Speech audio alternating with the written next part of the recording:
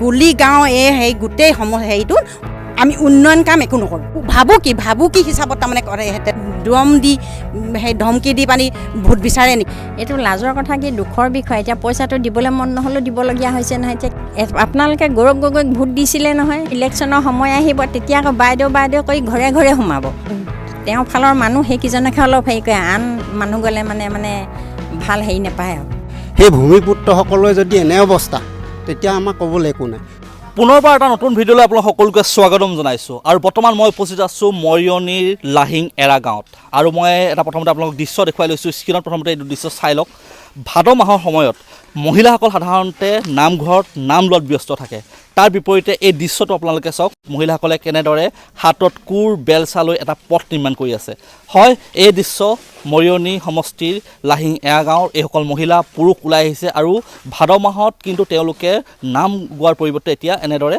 পথ নিৰ্মাণত লাগিছে মই ৰাইজ আছে ৰাইজৰ লগত কথা পাতিম সমগ্ৰ দৃশ্য দেখুৱাম এই গাঁওখনৰ এৰা গাঁও নামটোৱে আচলতে এৰাপলীয়া কৰিলে নেকি চৰকাৰৰ ঘৰৰ পৰা এৰাপলীয়া হৈ আহিছে নেকি সেই গোটেই কথাখিনি পাতিবলৈ চেষ্টা কৰিম আহক যাওঁ আমি গাঁওখনৰ ৰাইজ যিহেতু কামত লাগি আছে আমি গাঁওখনৰ মাজলৈ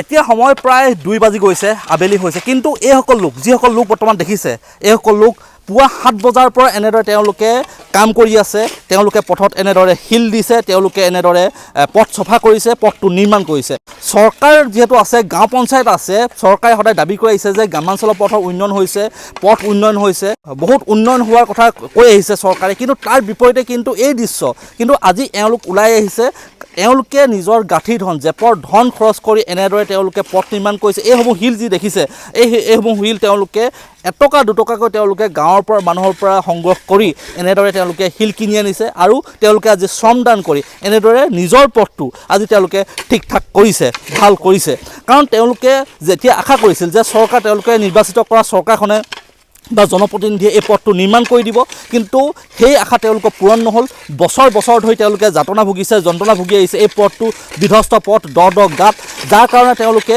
পথটোৱে ওলাব সোমাব নোৱাৰে এই পথটোৰ বিধ্বস্ত অৱস্থাৰ কাৰণে তেওঁলোকে আলহীক মাতিবলৈ লাজ পায় কাৰণ যিহেতু এই পথটোৰ জৰাজীৰ্ণ ৰূপ যাতে আলহী আহি যেতিয়া বাৰিষা দিনত যেতিয়া আলহী আহে তেতিয়া তেওঁলোকৰ গাড়ী লাগি ধৰে বা পিছল খাই পৰিবলগীয়া হয় এনেকুৱা অৱস্থাৰ কাৰণে তেওঁলোকে সদায় আচলতে লাজ পাই আহিছে বা জীয়াতু ভুগি আহিছে এগৰাকী প্ৰসৱ বেদনাৰ যন্ত্ৰণাৰ চটফটাই থকা ৰোগী যেতিয়া ইয়াৰ পৰা উলিয়াই নিবলগীয়া হয় তেতিয়া এম্বুলেঞ্চক মাতিলে এম্বুলেঞ্চ নাই কেনেধৰণৰ এক সমস্যাৰ সন্মুখীন হৈ আহিছে তাৰ বিপৰীতে আজি তেওঁলোকে এতিয়া বাধ্য হৈ নিজে এনেদৰে এতিয়া শ্ৰমদান কৰিবলগীয়া হৈছে মই এজন ব্যক্তি আছে মই তেওঁৰ পৰা জানিবলৈ চেষ্টা কৰিম আপোনালোকে আচলতে চৰকাৰৰ পৰা আপোনালোকে চৰকাৰক আবেদন নিবেদন কৰি ভাগৰি পৰিল নিশ্চয় আৰু সেইবাবে আজি বাধ্য হৈ এনেদৰে নিজে ওলাই আহিছে আপোনালোকে কাম কৰি নিজৰ গাঁঠিৰ ধন ভাঙি কি ক'ব অতি পৰিতাপৰ কথা আমাৰ এই গাখীৰ খোৱা আৰু হেমলা গাঁও পঞ্চায়ত যিটো মানে মৰিয়নি সমষ্টি আৰু তিয়ক সমষ্টিৰ সীমামূৰীয়া অঞ্চলটো এই অঞ্চলৰ লাহিং এৰা গাঁও এই অঞ্চলৰ ৰাইজে চৰকাৰ গাখীৰ খোৱা গাঁও পঞ্চায়তে হওক বা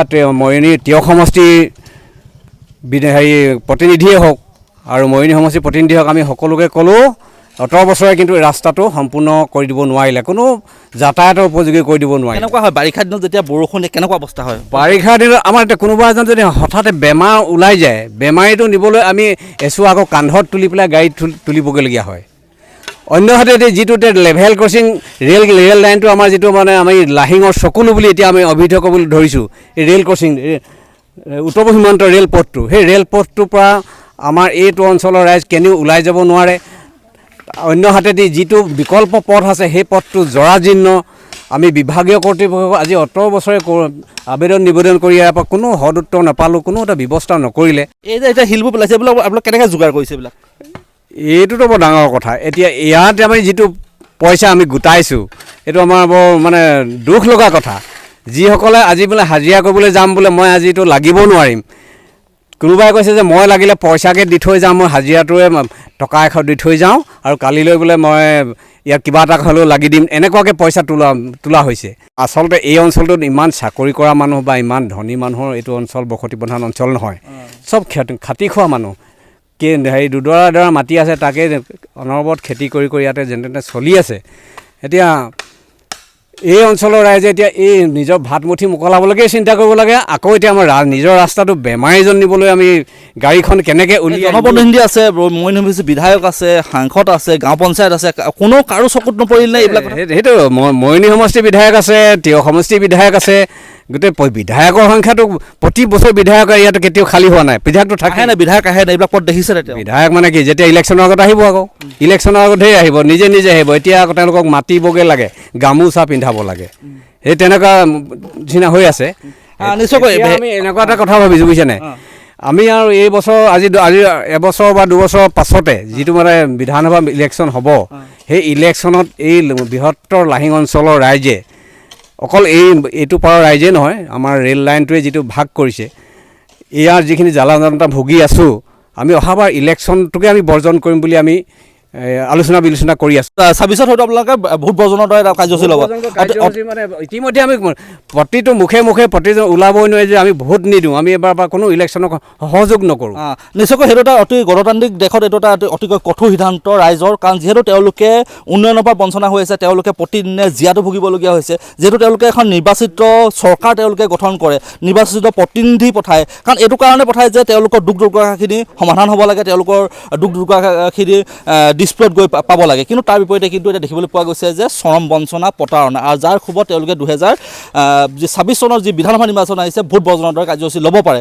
মই মহিলাও আছে, মহিলাৰ পৰা মই জানিব চেষ্টা কৰিম। বাইদেউ, কেনেকুৱা কষ্ট হয় যেতিয়া বাৰিষা হয়? না, আপোনাক ক'বলৈ মানে আমাৰ ভাষা নাই, মানে ইমানেই কষ্ট হয়। আমি এআঁঠু পানীত মানে বোকাত খোজকাঢ়ি যাব লগা হয়। আৰু চাওকচোন বাৰু, সৰু সৰু ল'ৰা ছোৱালীবিলাক এতিয়া ঠাইতে পোৱা স্কুলখনত আমি ইমান দূৰ 5 কিলোমিটাৰ দূৰ ঘূৰাই পেলাই স্কুলত আনিব লগা হয়। সেই ৰেল ক্ৰচিংটো আমাৰ মানে একদম সঁচাকৈ তেখেতে কোৱা। ৰেল ক্ৰচিংটোলৈ যাম, ৰেল ক্ৰচিংৰ কথা পাতিম, কিন্তু পথটোৰ কাৰণে আপোনালোকৰ কেনেকুৱা ধৰণৰ সমস্যা? আৰু বিভাগীয় কৰ্তৃপক্ষক আমি জনাইছোঁ, যাৰ তেওঁলোকে কয় বোলে নহয়, এইডোখৰ বোলে হ'ব হ'ব হ'ব, কিমান হ'ব মানে আজি গাঁও পঞ্চায়ত আছে, গাঁও পঞ্চায়তৰ কিবা শিল এটা হ'লেও পেলাই নাই? নাই, আমাৰ পঞ্চায়তে আমাৰ একো দিয়া নাই। MLA ডাঙৰীয়াই আমাক কাৰণে হ'ব হ'ব কৰি পেলাই বঞ্চনাই কৰি আহিছে। হ'ব হ'ব কৰি আচলতে বঞ্চনা কৰি আহিছে। আৰু মহিলা আছে, মই জানিবলৈ চেষ্টা কৰিম। বাইদেউ, কি ক'ব? আমাৰ মানে কি হ'ল, এইটো পথটো মানে একেবাৰে জৰাজীৰ্ণ আৰু একেবাৰে আপোনালোকে দেখিছেই নহয়। গতিকে আমাৰ মানে এইটো ৰাস্তাটো অতি সোনকালে মানে বিভাগীয় কৰ্তৃপক্ষক মই অনুৰোধ জনাইছোঁ যে যাতে ৰাস্তাটো খৰতকীয়াভাৱে সোনকালে বনাই। আৰু নিশ্চয়কৈ এইসকল মহিলা যিসকল দেখিছে, তেওঁলোকে কাম কৰি আছিল কিছু সময় পূৰ্বে, এতিয়া ভাগৰ লাগিছে, কিছু জীয়াইছে। কিন্তু ভাদ মাহৰ সময়ত যিহেতু তেওঁলোকে এটা নামঘৰত নাম গাই থাকিব লাগিছিল, প্ৰসাদ বিতৰণ কৰি থাকিব লাগিছিল, কিন্তু তেওঁলোকে এতিয়া এনেদৰে হাতত কোৰ লৈ, দেখিছে হাতত কোৰ এতিয়াও লৈ আছে, হাতত কোৰ লৈ এতিয়া কামত নামিবলগীয়া হৈছে। ইফালে পচন্দ ৰ'দৰ মাজতো তেওঁলোকে কিন্তু কাম কৰি আছে। কিছু এতিয়া বাহনিৰ তলত, কিছু তেওঁলোকে এতিয়া জীয়াইছে। আৰু এগৰাকী মহিলা আছে, মই তেওঁৰ পৰা মতামত ল'ব বিচাৰিম। কি ক'ব আপুনি? কি ক'ম মানে, এই নিৰ্বাচনৰ সময়ত কৰ্মী MLA আহিলে মৰা বস্তিত আমি এই পদটোৰ কাৰণে এখন আবেদন নিছিলোঁ। আবেদনখন দিবলৈ যাওঁতে আমি 3গৰাকী গৈছোঁ। যাওঁতে কৈছে বোলে ক'লে আমি লাষ্টত কিবা কিবি কৈ আমি আৰু আবেদনখন দিছোঁ।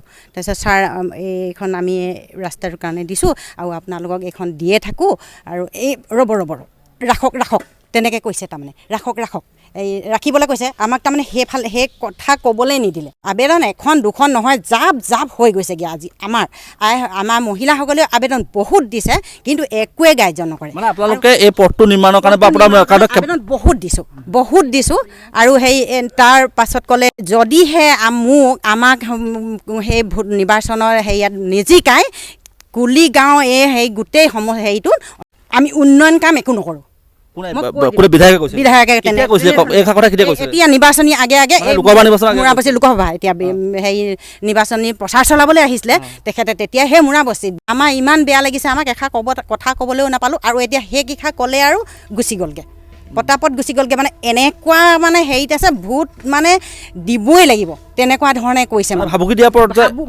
ভাবু কি হিচাপত তাৰমানে কৰে, এই বিধায়ক কুৰ্মি ডাঙৰীয়া তেনেধৰণে কৈছে। আমাৰ বেয়া লাগি গ'লগৈ, এনেকুৱা ধৰণৰ দুখ লাগিছে। তাৰমানে এইদৰেনো ভোট বিচাৰে নেকি? এনেকেনো মানুহক জনপ্ৰতিনিধিক এনেকুৱা কৰি দম দি ধমকি দি পানি ভোট বিচাৰে নেকি? আমাক ভালদৰে ক'ব লাগে। আকৌ কথাবোৰ একদম যেনেধৰণে মানে আমাক আশ্বাস দিব লাগে, আশ্বাসহে দিব লাগে। এনেকৈ ধমক দি পানি কৰিব নালাগে। আমি বহুতবাৰ এইখন আবেদন দিয়া হৈছে তেনেধৰণে। নিশ্চয়কৈ এনেদৰে ৰূপজ্যোতি কৰ্মীৰ বিৰুদ্ধে এওঁলোকৰ সেইটো ক্ষোভটো আপোনালোকে শুনিছে। আৰু আছে, আমি মানুহ আছে, আমি কথা পাতিবলৈ চেষ্টা কৰিছোঁ। এখন চৰকাৰ আছে, নিৰ্বাচিত চৰকাৰ, ৰাজহ দিওঁ, টেক্স দিওঁ, তাৰ পাছত কিন্তু আপোনালোকে এতিয়া নিজৰ গাঁঠি ধন ভাঙি পুনৰ এতিয়া পথ নিৰ্মাণ কৰিবলগীয়া হৈছে। লাজৰ কথা এইটো। লাজৰ কথা এইটো, লাজৰ কথা কি দুখৰ বিষয়। এতিয়া পইচাটো দিবলৈ মন নহ'লেও দিবলগীয়া হৈছে নহয়। এতিয়া কিছুমানে এতিয়া যেনে তেনে খাইছেহে, খেতি পথাৰো নাই, হাজিৰা কৰি খায়। এতিয়া ৰাইজৰ লগত তেওঁলোকে মিলিবৰ কাৰণে নিজৰ কষ্ট টকাকে দি দিছে, তেতিয়াহ'লে সেইটো কিমান দুখৰ কথা চাওক আপোনালোকে। দিবলগীয়া হৈছে কাৰণ ৰাইজৰ লগত মিলি থাকিব লাগিব। চৰকাৰে বাট চাবলৈ এতিয়া মানে বাট চাই উপায় নাইকিয়া হৈছে। এতিয়া আমি ইমানখিনি কৰিলোঁ, এতিয়া চৰকাৰৰ চকুত লাগিব নে নেলাগে। বিধায়ক এতিয়া কুৰ্মীয়ে তেনেকৈ ক'লেই আৰু। কি বুলি কৈছিলে কুৰ্মীয়ে কৈছিলে যে হেৰি আপোনালোকে গৌৰৱ গগৈক ভোট দিছিলে নহয়, ভোট দিয়াৰ পিছত আকৌ কি হ'ল বুলি কৈছে। সুধিছে আমাৰ বাপসকল গৈছিলে, আমি যোৱা নাই, বাপসকলৰ মুখৰ পৰা শুনিছোঁ। তেতিয়াহ'লে তেখেতে দেখোন 15 বছৰ শাসন কৰিলে বুলি ধৰক, কিটো কৰিলে? 15 বছৰ এদিনো নাহিল নেকি? ৰাস্তাটো দেখিছে নাহিলে, আমি দেখিয়ে নাপাওঁ। এই কিবা কিবি মিটিং চিটিং হ'লে এনেই আহে, কিবা এটা কাৰোবাক দান দি থৈ যায়। আমাৰ কিন্তু ৰাইজৰ কাৰণে একো ৰাস্তা পদূলিৰ কাৰণে দিয়া নাই। যেতিয়া ভোটৰ ইলেকশ্যনৰ সময় আহিব, তেতিয়া আকৌ বাইদেউ কৰি ঘৰে ঘৰে সোমাব। পাছত দেখি পাবলৈ নাই। তেওঁ ঘৰলৈ গ'লেও মানে তেওঁ নিজৰ যিকেইজন তেওঁৰ ফালৰ মানুহ, সেইকেইজনকে অলপ হেৰি কৰে, আন মানুহ গ'লে মানে ভাল হেৰি নাপায় আৰু। নিশ্চয়কৈ খুব আছে। আমাৰ বিধায়কৰ প্ৰতি, মইনী সমষ্টিৰ ৰূপজ্যোতি কুৰ্মীৰ প্ৰতি এজন সক্ৰিয় বিধায়ক, সদায় বিতৰ্ক থকা এগৰাকী বিধায়ক, কিন্তু তেওঁৰ প্ৰতি কিন্তু এইসকল জনসাধাৰণৰ খুব কিন্তু অতি গুৰুত্বপূৰ্ণ। মই আপোনাৰ কাষলৈ আহিছোঁ, কি ক'ব? আচলতে আপোনালোকে আজি পুৱাৰ 7 বজাৰ পৰা কামত লাগি আছে। আচ্ছা, কথা সুধিবলৈকে মোৰ বেয়া লাগিছে কাৰণ ইমান কষ্ট কৰি আছে গৰমত ইফালে, কি ক'ব? হয়, এতিয়া মই যিখিনি ক'লে সেইখিনিতো আৰু দোহৰাব খোজা নাই। খালি ধৰক আমাৰ লাহিং অঞ্চলটো হৈছে এখন মানে ভূমিপুত্ৰৰ বাসস্থান। ইয়াত স্থানটো হৈছে আমাৰ ভূমিপুত্ৰ। চাওক, আজি এই ভূমিপুত্ৰসকলে আৰ্থসামাজিক দিশত ইমান পিছপৰা। আজি স্বাধীনতাৰ পিছত আজি যদি এনেকুৱা এটা ৰাস্তা দেখে, তেতিয়াহ'লে তাত ক'ব লাগি থাকে। খিলঞ্জীয়া অধিকাৰ কয়, জাতি মাটিৰ ৰক্ষাৰ কথা কৈ থাকে। তেনেহ'লে সেই ভূমিপুত্ৰসকলৰ যদি এনে অৱস্থা, তেতিয়া আমাক ক'বলৈ একো নাই। তথাপি মই আজি আপোনালোকৰ চেনেলৰ থ্ৰুৱেদি মই ক'ব খুজিছোঁ যে অতি সোনকালে ইয়াত বিহিত ব্যৱস্থা গ্ৰহণ কৰাৰ ব্যৱস্থা কৰক। ধন্যবাদ। নিশ্চয়কৈ ধন্যবাদ জনাইছোঁ। আপোনাৰ নামটো? মুখেশ্বৰ চুতীয়া। খুব গুৰুত্বপূৰ্ণ কথা কৈছে। যি সময়ত আচলতে চৰকাৰে কৈ থাকে যে খিলঞ্জীয়াসকলৰ স্বাৰ্থ ৰক্ষা হ'ব লাগে, ভূমিপুত্ৰক সুৰক্ষা দিব লাগে, বহুত কথা কৈ থকা হয়, কিন্তু তাৰ বিপৰীত যিখন ছবি, এইসকল আচলতে যিসকল ভূমিপুত্ৰ যিখিনি অধিকাৰ, সেই অধিকাৰ যিখিনি মৌলিক অধিকাৰখিনি কিন্তু তেওঁলোকে আজিৰ পৰা বঞ্চিত হৈ আছে। এটা পথ এটা অঞ্চলৰ কাৰণে অতিকৈ গুৰুত্বপূৰ্ণ। আৰ্থসামাজিক দিশেই হওক, শৈক্ষিক দিশেই হওক, প্ৰতিটো দিশৰ কাৰণে এটা পথ অতিকৈ গুৰুত্বপূৰ্ণ। যদি এই পথটোৱে তেওঁলোকে ওলাব নোৱাৰে, এইটো পথে এজন যদি ৰোগী তেওঁলোকে লৈ যাব নোৱাৰে, ইয়াতকৈ আৰু যাতনা থাকিব নোৱাৰে, ইয়াতকৈ দুৰ্ভাগ্য থাকিব নোৱাৰে। আৰু এই দুৰ্ভাগ্যখিনি লৈ তেওঁলোকে জীয়াই আছে। আৰু তেওঁলোকে সেই যিখিনি তেওঁলোকৰ যাতনাখিনি আজি প্ৰশমন কৰিবৰ কাৰণে আজি তেওঁলোকে চেষ্টা কৰিছে। পুৱা 7 বজাৰ পৰা তেওঁলোকে এনেদৰে নিজৰ গাঁঠি ধন ভাঙি তেওঁলোকে যোগাৰ কৰিছে, শিল যোগাৰ কৰি তেওঁলোকে পথৰ যিসমূহ বিধ্বস্ত অংশ, জৰাজীৰ্ণ অংশ তেওঁলোকে দিছে। আৰু এনেদৰে তেওঁলোকে পথটো কিছু সুচল কৰাৰ চেষ্টা কৰিছে। কিন্তু এই ক্ষেত্ৰত কিন্তু যিসকল জনপ্ৰতিনিধি, গাঁও পঞ্চায়তৰ প্ৰতিনিধি বা যিসকল চৰকাৰী যন্ত্ৰ আছে, কিন্তু সেইটো লাজ পাব লাগে। কাৰণ এইসকল লোকে কিন্তু টেক্স দিয়ে, ৰাজহ দি আছে, ভোট দিয়ে, তাৰ বিনিময়ত তেওঁলোকে যিখিনি পাব লাগে, যিখিনি অধিকাৰ পাব লাগে, সেইখিনি বা কিন্তু বঞ্চিত হৈ আছে। এইখিনি ক্ষোভিত মানুহৰ এই কথাখিনি আপোনালোকক শুনালোঁ, এই দৃশ্য দেখুৱালোঁ। মইনী সমষ্টি গাখীৰখোৱা, এফালে যদি গাখীৰখোৱা পঞ্চায়ত, এফালে হেমলাই পঞ্চায়তৰ মাজৰ এইটো এৰা গাঁও পথ, উল্লেখযোগ্য এখন বৃহৎ ৰাজহ গাঁও বুলি ক'ব পাৰি। ইয়াৰ পৰা বহুত সংখ্যক আচলতে যুৱক বা লোক ইয়াৰ পৰা প্ৰতিষ্ঠিত হৈছে, শিক্ষিত হৈ ইয়াৰ পৰা ওলাই গৈ বহুত ঠাইত তেওঁলোকে চাকৰি কৰি আছে। কিন্তু তাৰ বিপৰীতে কিন্তু এইখিনি মানুহে কিন্তু জীয়াতু ভুগিবলগীয়া হৈছে সামান্য এটা পথৰ কাৰণে। এইখিনি পৰিৱেশ দেখুৱালোঁ। আপোনালোকে যদি ভিডিঅ'টো ভাল পাইছে বা যদি উপযোগী বুলি ভাবিছে, তেতিয়াহ'লে লাইক কৰিব, কমেণ্ট কৰিব, শ্বেয়াৰ কৰিব। ধন্যবাদ।